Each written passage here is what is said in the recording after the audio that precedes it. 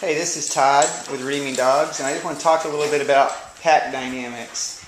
My three dogs, Major, Cookie, and Sprite, that's the core of my pack, and they're pretty relaxed dogs, with the exception that when the Rat Terrier and the Decker see squirrels, there's a pretty high drive there to go hunt. But by and large, pretty relaxed dogs. Then with the dynamic of adding Samson the German Shepherd, he's more of a high energy, higher strung dog, and we see the whole dynamic change a little bit, and the pack became a lot more active.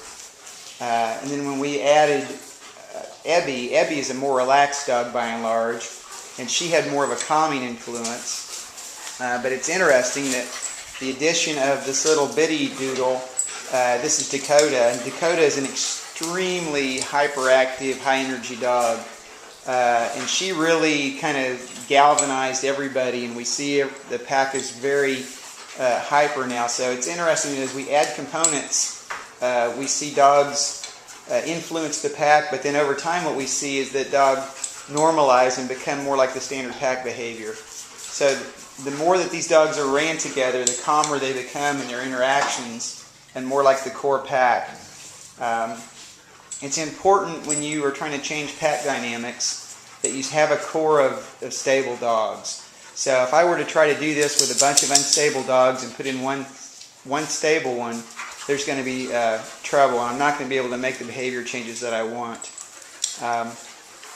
And the play styles have become, like for example, Samson's play style here on the ground with Sprite. It's much more appropriate and much better than when he started off totally roughhousing. Leave it.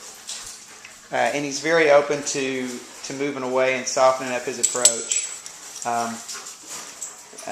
But anyway, I just think it's kind of interesting to see that the overall temperament of the dogs changes as we add and subtract dogs and their energy levels.